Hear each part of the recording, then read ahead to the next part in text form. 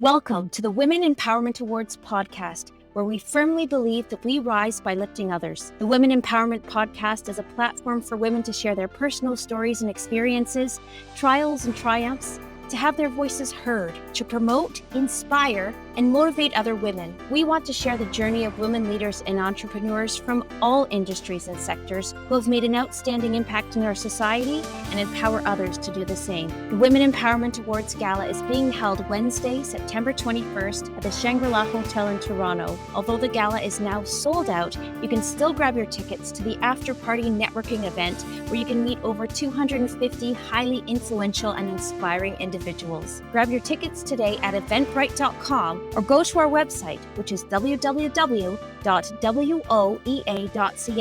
and let's celebrate together. Enjoy the podcast.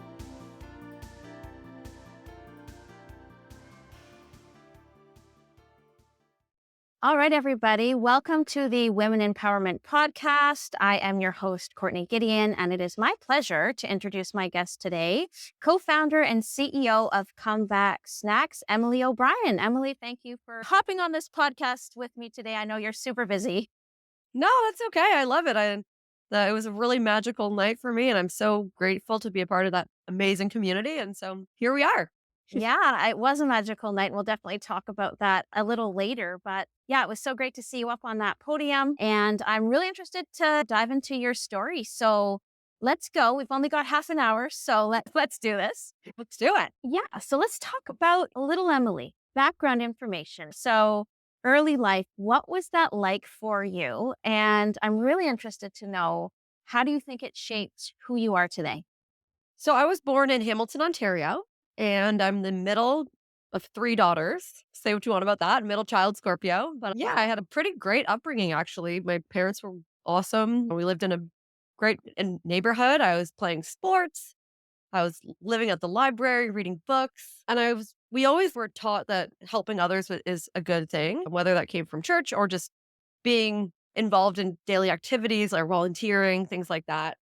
And I guess you can say being raised in that environment of love, that always stuck with me. And just being a good person and having good values and getting up when you've fallen down. So that was up until I was about 12 or 13 years old. I was a pretty good kid until I had my first little high school. Whenever you get to high school, things always change usually. Yes. Yeah, it's definitely a different time, that's for sure. But it sounds mom and dad supportive, busy childhood playing sports. I'm interested to know, what sports were you involved in? So in elementary school, I was playing every sport I could at recess. I played volleyball. I played basketball. I was always feistiest one in my gym class. And, and then eventually I played rep basketball. Wow. So yeah. And that was like the only kind of rep league I played was basketball. But in high school, I did pretty much every sport, even badminton I played.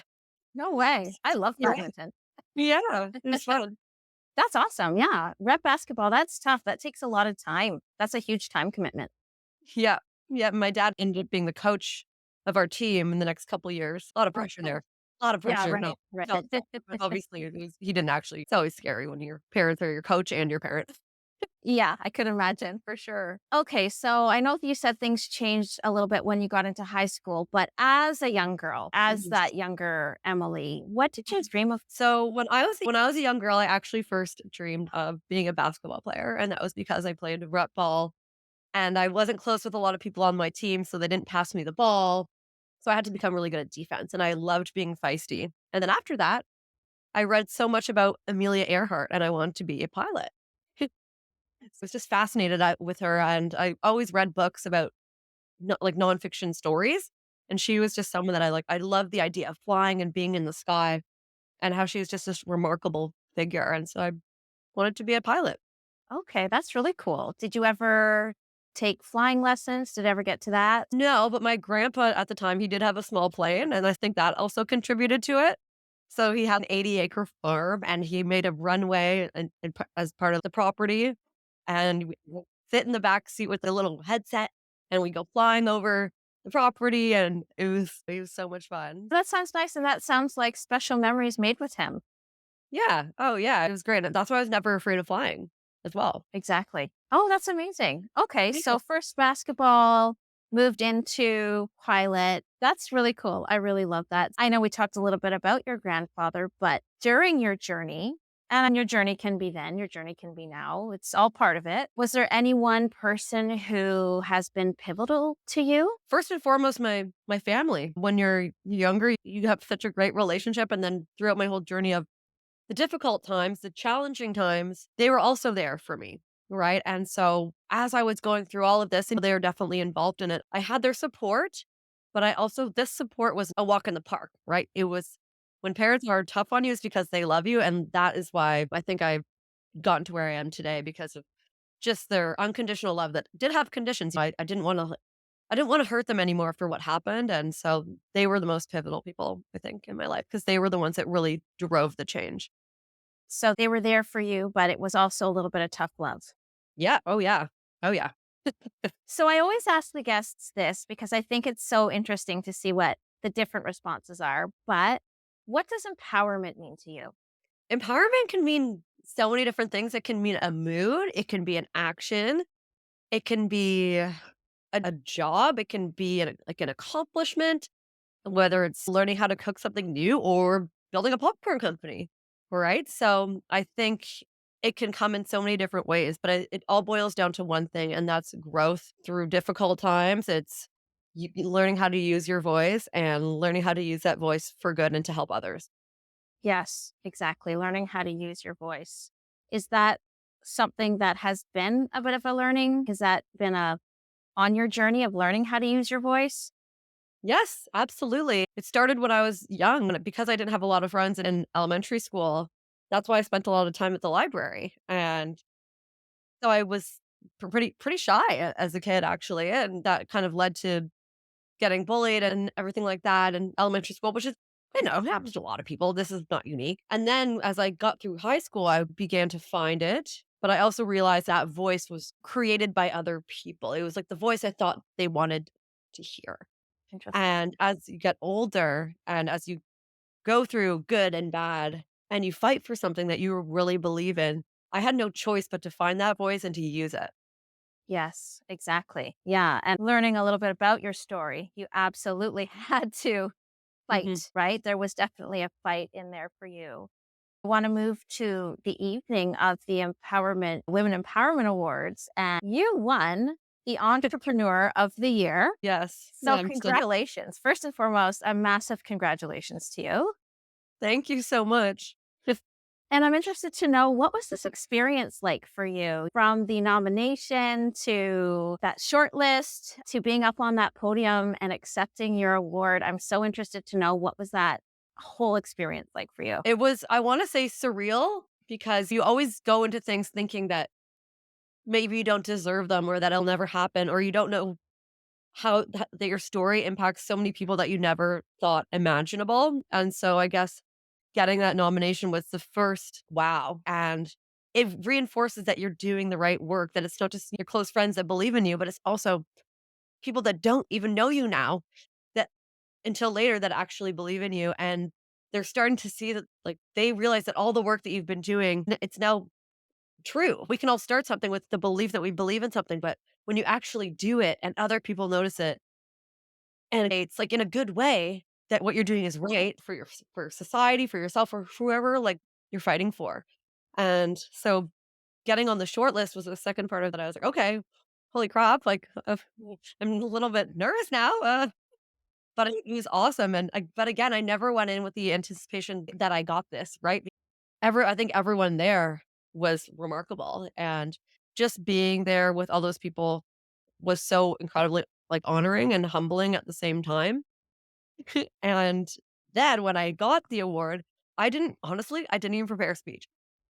It was 2 minutes because I knew that if I won, I wouldn't have to rehearse really anything because I knew exactly who I needed to thank and who I needed to appreciate and who was important in the story, and effectively everyone in that room at that point then was too. So that's why when you believe in something and you do the right work, you don't actually have to rehearse what to say when you get recognized for it.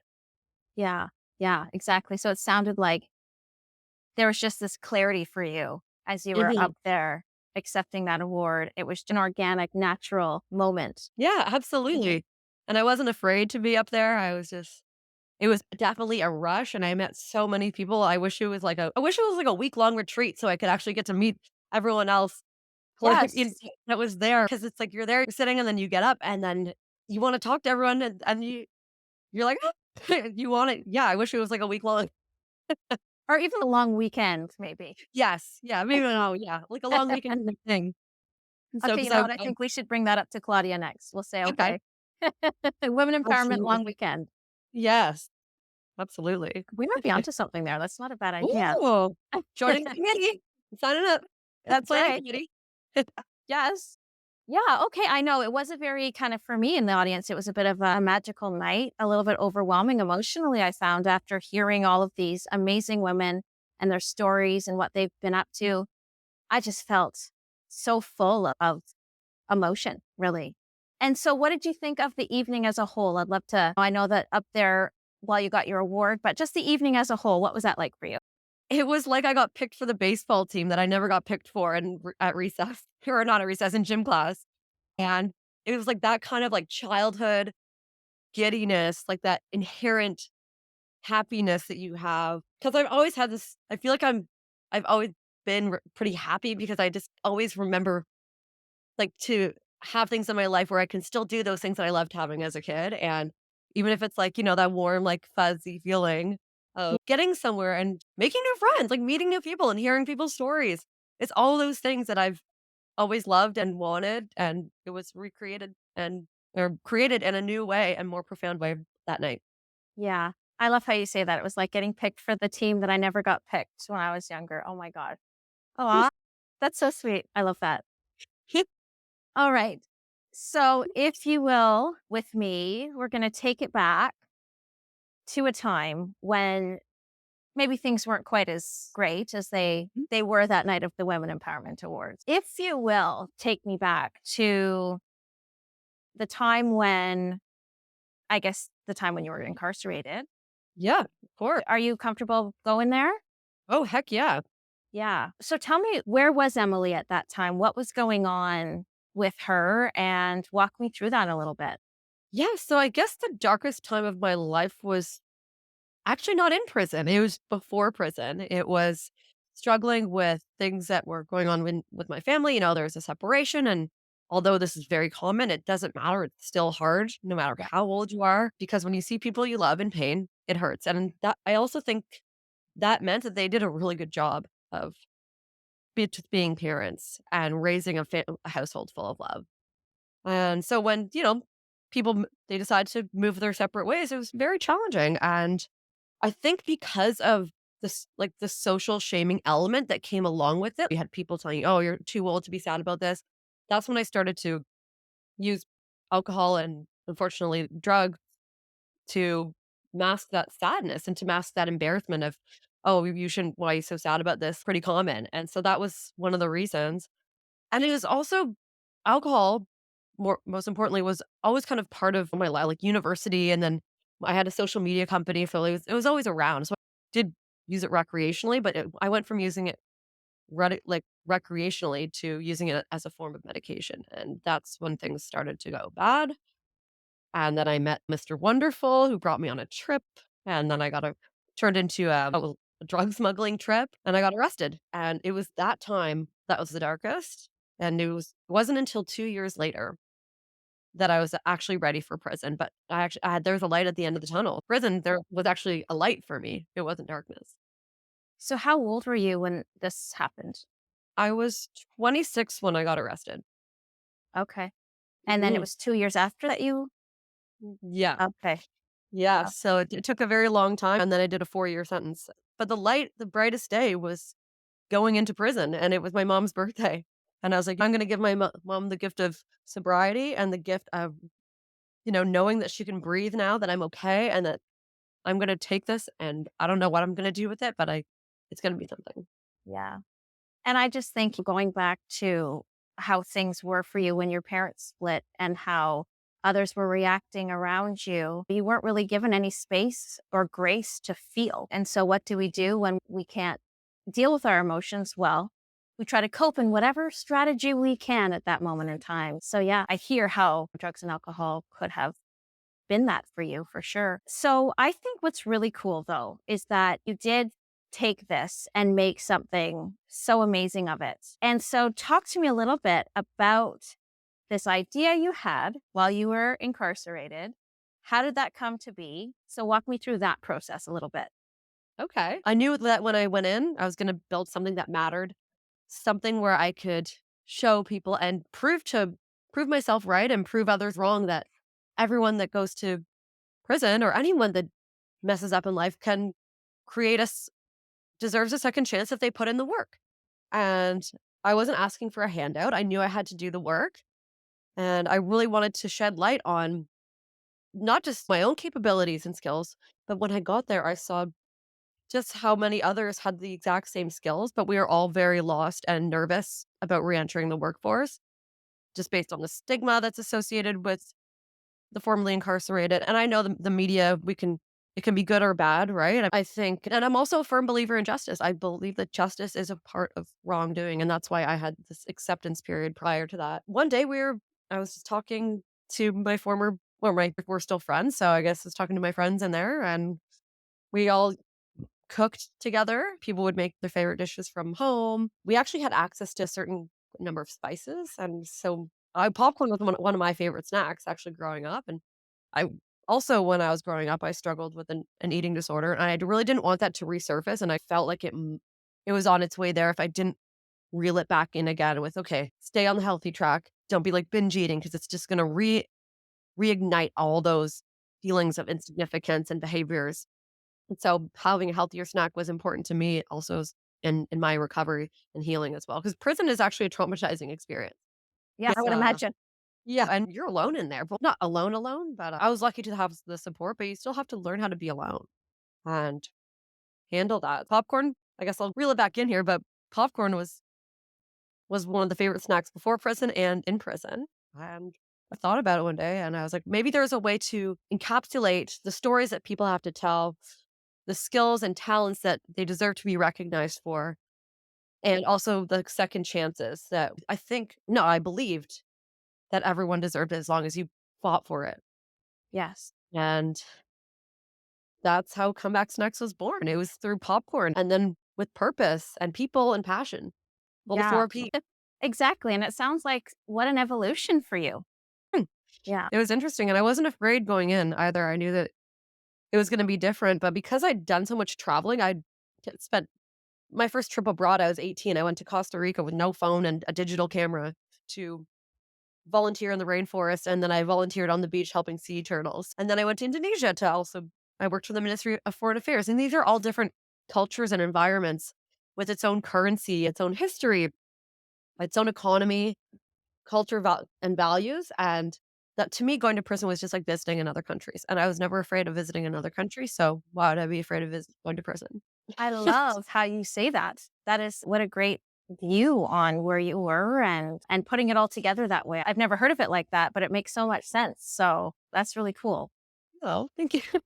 So you really have challenged a certain type of stigma. Can Mhm. appreciate this so much because I'm in the mental health world and part of what I feel my work, my calling is to try to end the stigma surrounding mental health challenges. Comeback Snacks really does that, but I can really appreciate what you're doing to end the stigma. And so I'm passionate about ending stigmas. And so what I do to try to end the stigma surrounding mental health is I talk about it.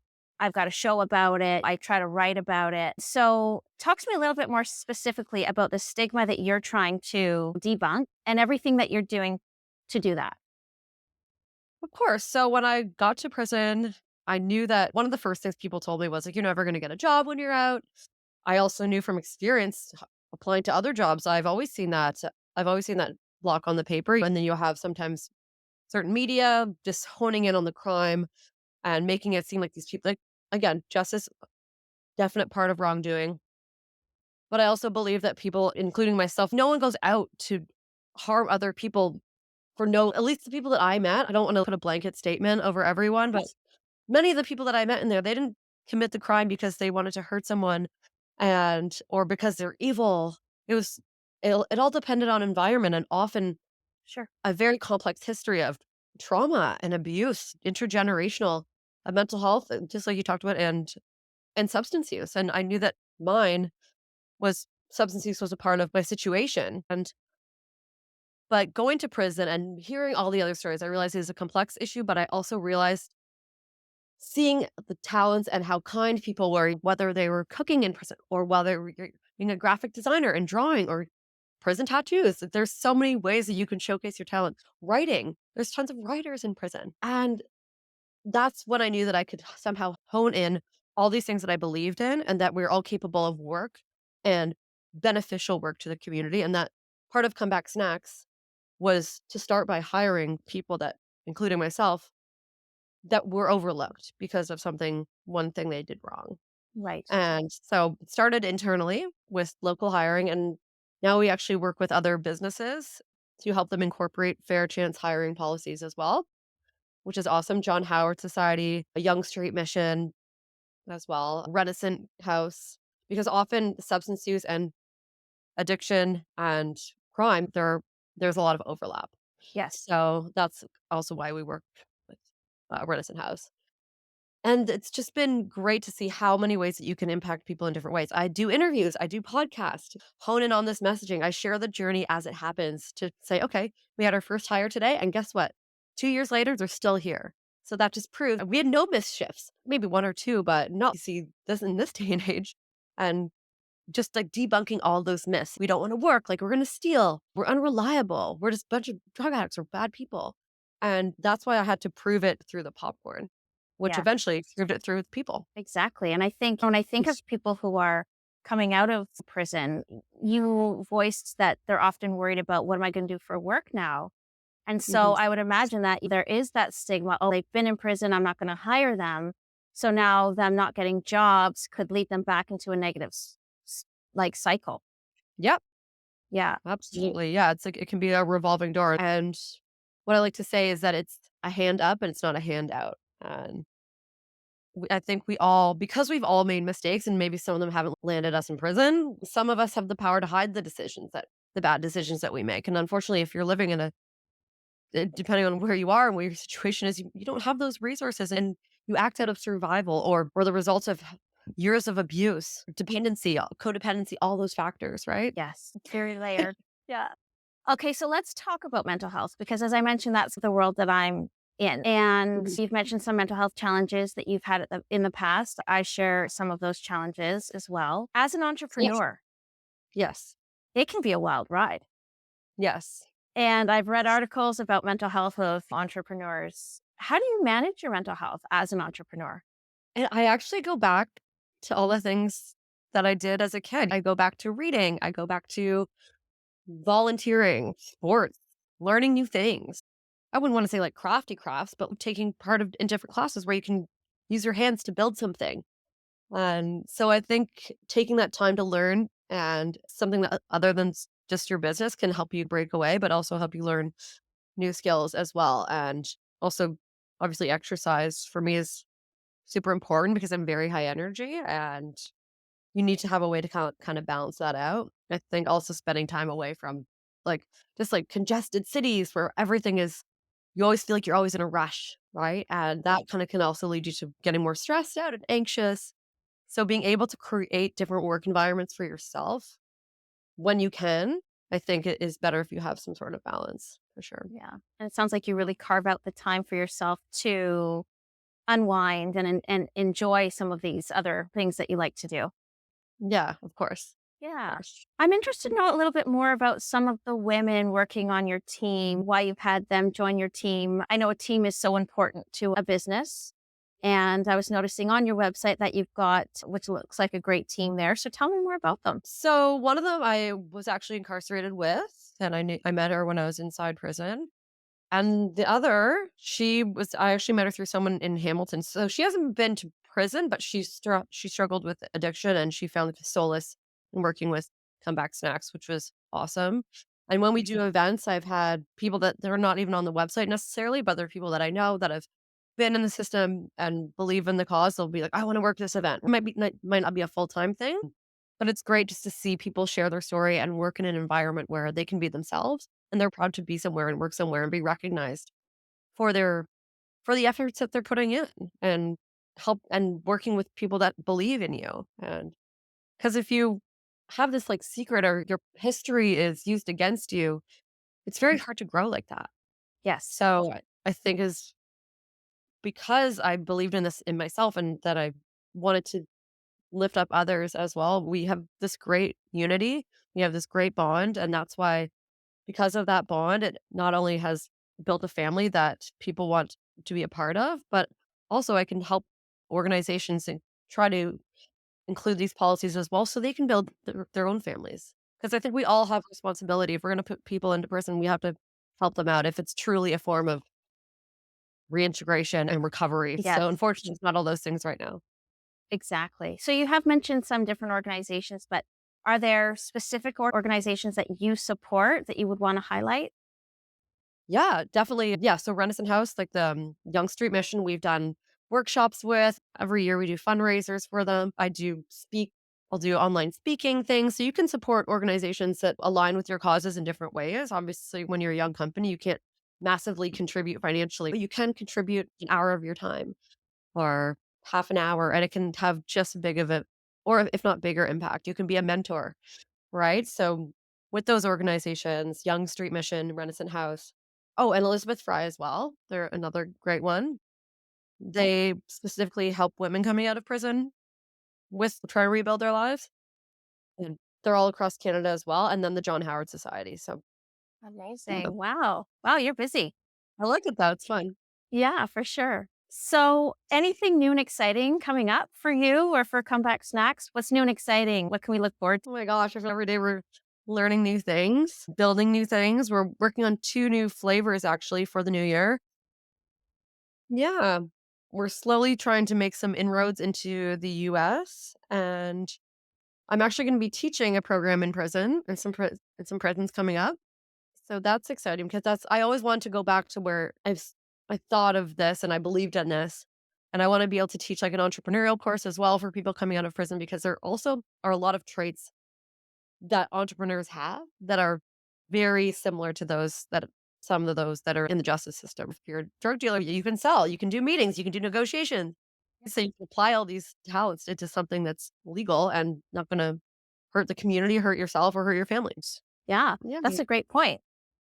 So hopefully that's in the works as well. And I'm also doing a speaking tour coming up next week, which is great, where I talk about this concept called emotional profit. And I call that money for the soul. And it's when you do good work and you help build the lives of others, it actually helps build you up as well and keeps you motivated to keep going. Wow, fantastic. So, you are like continuing to work on yourself and to grow and to the evolution continues with you, Emily, it seems.